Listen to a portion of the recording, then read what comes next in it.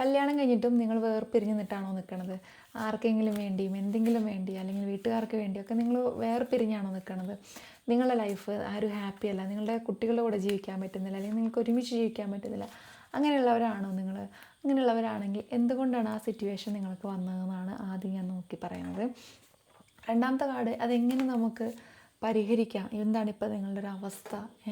മൂന്നാമത്തെ കാർഡെന്ന് പറയുന്നത് അത് പരിഹരിക്കപ്പെടുമോ. എന്ന് പറയുന്നത് ഒരുപാട് ആൾക്കാരുടെ പിന്തുണ, അതായത് ഒരുപാട് വീട്ടുകാരുടെ നിർബന്ധപ്രകാരമായിരിക്കും ആ ഒരു കാര്യത്തിലേക്ക് പോയിക്കൊണ്ടിരിക്കുന്നത്. അപ്പോൾ നമുക്കിതിൻ്റെ റീഡിങ്സ് കാര്യങ്ങൾ നോക്കിയിട്ട് വരാം. ഒന്നാമത്തെ കാർഡ് ദ ടവറാണ്. അതിൽ പറയുന്നത് എന്താണെന്ന് വെച്ചിട്ടുണ്ടെങ്കിൽ, ജീവിതത്തിൽ നിങ്ങൾക്ക് വലിയ രീതിയിലുള്ള ഒരു മാറ്റം വരാനായിട്ട് പോവുകയാണ്.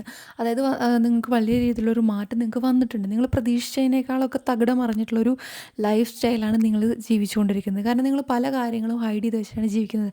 ഇത് പറഞ്ഞു കഴിഞ്ഞിട്ടെങ്കിൽ പ്രശ്നം ഉണ്ടാകുമോ, ഇത് പറഞ്ഞാൽ പ്രശ്നം തീരുമോ എന്നുള്ള രീതിയിൽ നിങ്ങളെ തന്നെ ഹൈഡ് ചെയ്തുകൊണ്ടുള്ള ഒരു ജീവിതശൈലിയാണ് മുന്നോട്ട് പോയിക്കൊണ്ടിരിക്കുന്നത്. കാരണം നിങ്ങൾക്കതിൽ കൃത്യമായിട്ട് കാണാൻ പറ്റും, ഒരു തകിടം മറിഞ്ഞൊരവസ്ഥയിലാണ് ഇപ്പോൾ നിങ്ങൾ പോയിക്കൊണ്ടിരിക്കുന്നത്.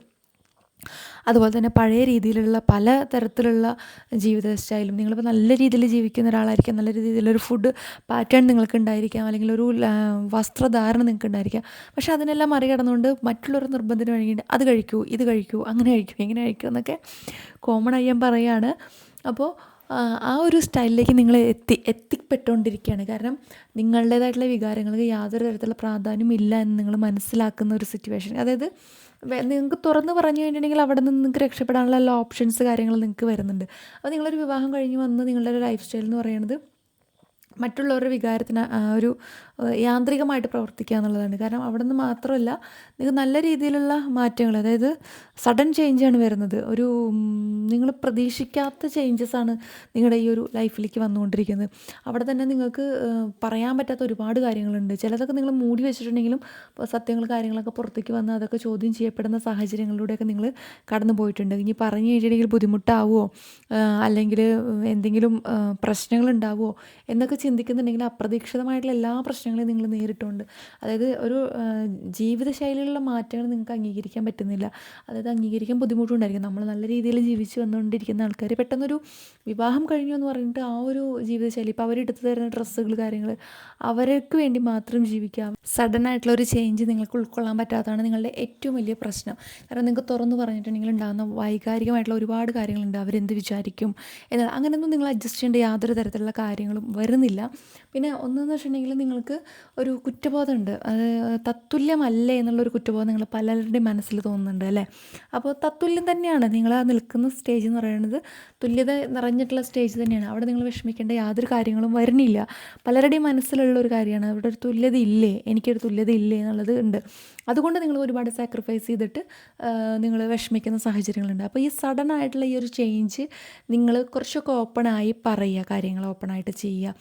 എൻ്റെ കയ്യിൽ പൈസ ഇല്ല, അതുകൊണ്ട് ഞാൻ പറഞ്ഞ അംഗീകരിക്കുമോ, ഞാൻ ഇത്രയ്ക്കാണ് ഉള്ളൂ അതുകൊണ്ട് ഞാൻ എന്നെ അംഗീകരിക്കുമോ. നിങ്ങളതൊന്നും ആലോചിക്കേണ്ട കാര്യമില്ല. നിങ്ങളുടെ അഭിപ്രായങ്ങൾ എപ്പോഴും നിങ്ങൾക്ക് തുറന്നു പറയാനുള്ള ഒരു സ്വാതന്ത്ര്യമുണ്ട്. നിങ്ങളുടെ ഏറ്റവും ക്ലോസ് ആയിട്ടുള്ള ആൾക്കാർ ആരൊക്കെയാണോ അവിടെ പറയാം. എന്നിട്ട് അവിടെ നിന്നൊരു സൊല്യൂഷൻ കിട്ടുന്നില്ല എന്നുണ്ടെങ്കിലല്ലേ നമുക്ക് വേറൊരു കാര്യം ആലോചിക്കേണ്ടുള്ളൂ. അപ്പോൾ ഇത് ക്ലോസായി പോവുകയാണ്, സംസാരിച്ച് പലതിലേക്കും ക്ലോസായി പോവുകയാണ്. അപ്പോൾ ഞാൻ അങ്ങനെ കണക്റ്റ് ആക്കുന്നില്ല എന്തായാലും. അപ്പോൾ നിങ്ങളുടെ ആ ഒരു ചേഞ്ച് അത് നിങ്ങൾക്ക് അംഗീകരിക്കാൻ ഭയങ്കര ബുദ്ധിമുട്ടായി നിൽക്കുന്നൊരു സാഹചര്യമാണ് കാണുന്നത്. വളരെയധികം വിഷമത്തിലൂടെയാണ് നിങ്ങൾ പോയിക്കൊണ്ടിരിക്കുന്നത് കേട്ടോ. അപ്പോൾ അത്രയധികം വിഷമിക്കരുത്. ഈ ചേഞ്ചസ് കാര്യങ്ങളൊക്കെ നമുക്ക് പരിഹരിക്കാവുന്ന കാര്യങ്ങളുള്ളൂ. വലിയ വലിയ തീരുമാനങ്ങൾ നിങ്ങൾ എടുക്കരുത്. അത് ഞാൻ പ്രത്യേകം പറയുകയാണ്. കാരണം എന്താണെന്ന് വെച്ചിട്ടുണ്ടെങ്കിൽ ഭാവിയിലെ ആലോചിക്കുമ്പോൾ ചിലപ്പോൾ പെട്ടെന്ന് കല്യാണം കഴിഞ്ഞവരുണ്ടായിരിക്കാം, കല്യാണം കഴിഞ്ഞ് കുട്ടികളുണ്ടായിരിക്കാം, സഹിച്ചു മടുത്തു, അങ്ങനെയൊന്നും ചിന്തിക്കരുത്. സംസാരിക്കുക. ഒരു മീഡിയേറ്റർ എപ്പോഴും വയ്ക്കുമ്പോൾ എന്താ ചിന്തിക്കേണ്ടതെന്ന് വെച്ചിട്ടുണ്ടെങ്കിൽ നിങ്ങളെക്കുറിച്ചുള്ള വികാരങ്ങൾ നിങ്ങൾക്ക് മാത്രമേ, നിങ്ങളുടെ മൊമെൻറ്റ്സ് നിങ്ങൾക്ക് മാത്രമേ അറിയുള്ളൂ. മീഡിയേറ്റർക്ക് അവരുടെ അഭിപ്രായങ്ങളാണ് ഉണ്ടാവുള്ളൂ. അതൊരിക്കലും ജെനുവിനാവണമെന്നില്ല. രണ്ടാമത്തെ കാർഡ് നോക്കാം. നിങ്ങൾ ഒരു കോപത്തിൽ വളരെ തെറ്റായിട്ടുള്ളൊരു തീരുമാനം എടുത്തു കഴിഞ്ഞു. അത് ആത്മവിശ്വാസമെന്നോ അഹങ്കാരമെന്നോ ദീർഘവീക്ഷണമെന്നോ എന്ത് വേണമെങ്കിലും പറയാം. കിങ് ഓഫ് വാൺസ് ആണ് നമുക്ക് കിട്ടിയിരിക്കുന്ന രണ്ടാമത്തെ കാർഡ്. ഒരു തീരുമാനം നിങ്ങൾ എടുത്ത് കഴിഞ്ഞു, പക്ഷേ അത് തെറ്റാണെന്ന് നിങ്ങൾക്ക് തന്നെ അറിയാം. വാശിപ്പുറത്ത് എടുത്തു പോയൊരു കാര്യങ്ങളാണ്, വാശിപ്പുറത്ത് പറഞ്ഞു പോയ കാര്യങ്ങളാണ്. പക്ഷേ അതിൽ നിന്നെല്ലാം നിങ്ങൾക്ക് തിരിച്ചു വരണം. അത് നിങ്ങൾ നന്നായിട്ട് ആഗ്രഹിക്കുന്നുണ്ട്. അപ്പോൾ നിങ്ങൾക്ക് തിരിച്ചു വരാനുള്ള സാധ്യതകൾ കാര്യങ്ങളെല്ലാം ഉണ്ട് നിങ്ങൾക്ക്. ഇതിൽ നിങ്ങളൊരു ബന്ധത്തിൽ വളരെയധികം ആധിപത്യം കാണിക്കാൻ ശ്രമിക്കുന്നുണ്ടെങ്കിലും ഒരു വ്യക്തിയുടെ ഇഷ്ടം ആ ഒരു ഇഷ്ടം മാത്രമായിട്ട് നിൽക്കുകയാണ്. കാരണം നിങ്ങൾ തുറന്ന് സംസാരിക്കാത്തതിൻ്റെ പേരിലുണ്ടായുള്ള അകൽച്ച മാത്രമാണ് നിങ്ങൾക്ക് വന്നിരിക്കുന്നത്. ഇപ്പോൾ ആണായിക്കോട്ടെ പെണ്ണായിക്കോട്ടെ, പരസ്പരമുള്ള ഇഷ്ടങ്ങളും കാര്യങ്ങളും നിങ്ങൾക്ക് നിങ്ങളുടെ ലൈഫ് മുന്നോട്ട് പോകുന്നതിൻ്റെ സാഹചര്യത്തിൽ പലരുടെയും അഭിപ്രായങ്ങൾ കാരണം കൊണ്ട് നിങ്ങൾക്ക് അങ്ങോട്ടും ഇങ്ങോട്ടും കുറ്റപ്പെടുത്തേണ്ട സാഹചര്യം വന്നിട്ടുണ്ട്. ഒറ്റൊരു കാര്യം ആലോചിക്കുക, കല്യാണം കഴിഞ്ഞ് നിങ്ങൾ ഒരുമിച്ച് ജീവിക്കുന്ന സാഹചര്യത്തിൽ പലരും അഭിപ്രായം പറയാനുണ്ടായിരിക്കും. അമ്മയായിക്കോട്ടെ, അച്ഛനായിക്കോട്ടെ, മുത്തശ്ശനായിക്കോട്ടെ, മുത്തശ്ശി ആയിക്കോട്ടെ. പക്ഷേ ഒരുമിച്ച് ജീവിക്കേണ്ടത് നിങ്ങളാണ്. ഇതിൽ ഒരു പെട്ടെന്നുള്ളൊരു തീരുമാനം കൊണ്ട് മാത്രം എടുത്തു പോയ പെട്ടെന്നുള്ളൊരു ദേഷ്യം കൊണ്ട് എടുത്തു പോയേക്കുന്ന പല തീരുമാനങ്ങൾ കാര്യങ്ങൾ നിങ്ങൾക്ക് ഉണ്ട്. അപ്പോൾ അതുകൊണ്ട് അത് മാറ്റി ചിന്തിക്കണോ വേണ്ടയോ എന്ന് നിങ്ങൾ ആലോചിച്ചുകൊണ്ടിരിക്കുകയാണ്. അപ്പോൾ നിങ്ങളുടെ ഇടയിൽ അഭിപ്രായം പറയുന്ന പല ആൾക്കാരുണ്ടായിരിക്കാം, നിങ്ങൾക്ക് വേണ്ടപ്പെട്ടവരായിരിക്കാം, പാരൻസ് ആയിരിക്കാം. പക്ഷേ അവരുടെ അഭിപ്രായങ്ങളല്ല നിങ്ങൾ കൂടുതൽ എടുക്കേണ്ടത്. നിങ്ങളുടെ പങ്കാളിയുടെ ഫീലിങ്സ്, വേവലിങ്ത്, അവരുടെ കാര്യങ്ങൾ ഏറ്റവും കൂടുതൽ മനസ്സിലാക്കേണ്ടത് നിങ്ങൾ തന്നെയാണ്. അപ്പോൾ പാരൻസ് ആണെങ്കിലും മറ്റ് ബന്ധുക്കളാണെങ്കിലും നിങ്ങളോട് പറയുന്ന അഭിപ്രായങ്ങൾ അവരുടെ ജസ്റ്റ് അഭിപ്രായങ്ങൾ മാത്രമാണ്. നിങ്ങൾ സെപ്പറേറ്റ് ചെയ്താലും അവരെ സംബന്ധിച്ചിടത്തോളം ഒന്നും വരാനൊന്നും പോകുന്നില്ല. അവർക്ക് അവരുടെ മാനസിക വിഷമത്തിനോ അല്ലെങ്കിൽ അവരുടെ ഉറക്കത്തെയോ മനസ്സമാധാനത്തെയോ ഒന്നും തന്നെ ബാധിക്കുന്ന ഒന്നല്ല.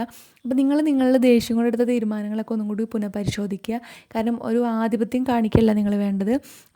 ഞാൻ ഭർത്താവാണ് അല്ലെങ്കിൽ ഭാര്യയാണ് എന്നുള്ളൊരു ആധിപത്യമല്ല നിങ്ങളവിടെ കാണിക്കേണ്ടത്. ഒരു ആത്മവിശ്വാസമോ അല്ലെങ്കിൽ ഒരു അഹങ്കാരം ഒന്നും അവിടെ നിങ്ങൾ കാണിക്കേണ്ട കാര്യമില്ല. നിങ്ങൾ കുറച്ച് അഴഞ്ഞ രീതിയിൽ, നല്ല സോഫ്റ്റായിട്ട്, നല്ല രീതിയിൽ നിന്ന് ചിന്തിച്ച് നോക്കുക. എങ്ങനെയായിരുന്നു നിങ്ങളുടെ ലൈഫ് ഉണ്ടായിരുന്നത്, എങ്ങനെയാണ് നിങ്ങൾ സ്വപ്നം കണ്ടിട്ടുണ്ടായിരുന്ന ലൈഫ്, അതിനെക്കുറിച്ച് നിങ്ങൾ ആലോചിക്കുക. ആ ഒരു ലൈഫിലേക്ക് നിങ്ങൾ തിരിച്ചു വരിക. അപ്പോൾ അവിടെ നിങ്ങളെ സപ്പോർട്ട് ചെയ്യുന്ന രീതിയിൽ നിൽക്കുന്ന ഒരുപാട് പേരുണ്ട്. ഒരുപാട് പേര് നിങ്ങൾ ഒറ്റ കാര്യം പോയിൻ്റ് ഔട്ട് ചെയ്യുക, നിങ്ങൾക്ക് വേണ്ടി സപ്പോർട്ട് നിൽക്കുന്ന ആൾക്കാരെ അതിൽ നിന്ന് പിന്മാറണം എന്നുള്ള രീതിയിലുള്ള വേർഡ്സാണ് ഉപയോഗിക്കുന്നതെങ്കിൽ നിങ്ങൾ ഡിസ്റ്റർബ്ഡ് ആണ് അതിൽ. അല്ല, നിങ്ങൾക്ക് മോട്ടിവേഷൻ തരുന്നുണ്ട് പക്ഷെ അതിലൊന്നും ഒരു ആത്മസംതൃപ്തിയില്ല, നിങ്ങൾ സെപ്പറേറ്റ് ചെയ്യുന്ന രീതിയിലുള്ള മോട്ടിവേഷൻ ആണെങ്കിൽ നിങ്ങളത് കേൾക്കേണ്ട കാര്യമില്ല. കാരണം നിങ്ങളുടെ മൈൻഡിൽ ഇപ്പോഴും നിങ്ങൾ സെപ്പറേറ്റ് ആവണമെന്ന് ചിന്തിച്ചിട്ട് പോലുമില്ല. ഒരു വാശിപ്പുറത്ത് ഒരു സാഹചര്യം കൊണ്ടുണ്ടായിട്ടുള്ള ഒരു വാക്ക് തർക്കം, ഒരു വാക്ക് കയ്യിൽ നിന്ന് പോയി, അങ്ങനത്തെ. അപ്പോൾ അതൊക്കെ ഈഗോ കാറുകൊണ്ട് വന്നേക്കുന്നതാണ്. അതൊക്കെ പറഞ്ഞ് തീരാവുന്ന കാര്യങ്ങളുള്ളൂ. പറഞ്ഞ് അതൊക്കെ പരിഹരിക്കാനായിട്ട് ശ്രമിക്കുക. നിങ്ങൾക്ക് നല്ല ഉചിതമായിട്ടുള്ളൊരു തീരുമാനം എടുക്കാനായിട്ട് പെട്ടെന്ന് തന്നെ കഴിയും. അത് തന്നെ അതിന് ഏറ്റവും വേണ്ടതെന്ന് വെച്ചിട്ടുണ്ടെങ്കിൽ നിങ്ങളുടെ വികാരങ്ങളെക്കാൾ കൂടുതൽ നിങ്ങൾ പ്രാധാന്യം നൽകുന്നത് അഹങ്കാരത്തിനാണ്. അഹങ്കാരമല്ല നിങ്ങൾക്ക് വേണ്ടത്, ഒരു ആത്മവിശ്വാസമാണ് ചിലരുടേത്. പക്ഷെ അതല്ല വേണ്ടത്. ആ ഒരു വികാരങ്ങളെ നിങ്ങൾ എക്സ്പ്രസ് ചെയ്യും. അവിടെ നിങ്ങൾ ഈഗോ അടിച്ചിങ്ങനെ നിൽക്കാണ്ട് നിങ്ങളുടെ വികാരങ്ങളെ നിങ്ങൾ എക്സ്പ്രസ് ചെയ്യുക. അതുപോലെ തന്നെ തുറന്നിട്ടുള്ള രീതിയിലുള്ള ആശയവിനിമയം, ഇത് രണ്ടും ഉണ്ടെങ്കിൽ നിങ്ങളുടെ ലൈഫ് സക്സസ് ആണ്. മൂന്നാമതൊരാളെ നിങ്ങളുടെ ലൈഫിലേക്ക് ഇടപെടുത്തേണ്ട യാതൊരു കാര്യവുമില്ല. അത് ആരാണെങ്കിലും അവിടെ സ്റ്റോപ്പ് ചെയ്യാൻ പറയുക. അപ്പോൾ തന്നെ നിങ്ങൾക്ക് നല്ലൊരു റിലാക്സ്, നല്ലൊരു ഹാപ്പിനെസ് നിങ്ങളുടെ ലൈഫിൽ കിട്ടും. മൂന്നാമത്തെ കാർഡ് എന്ന് പറയുന്നത് 10 ഓഫ് കപ്സ് ആണ് കിട്ടിയിരിക്കുന്നത്. ഇതിലെന്ന് വെച്ചിട്ടുണ്ടെങ്കിൽ വൈകാതെ തന്നെ നിങ്ങളുടെ ഇടയിലുള്ളൊരു പ്രശ്നം പരിഹരിക്കപ്പെടും. നല്ലൊരു ഫാമിലി ലൈഫ് നിങ്ങൾക്ക് ഉണ്ടാകുമെന്നാണ് ഈ ഒരു ഇതിൽ കാണുന്നത് കേട്ടോ.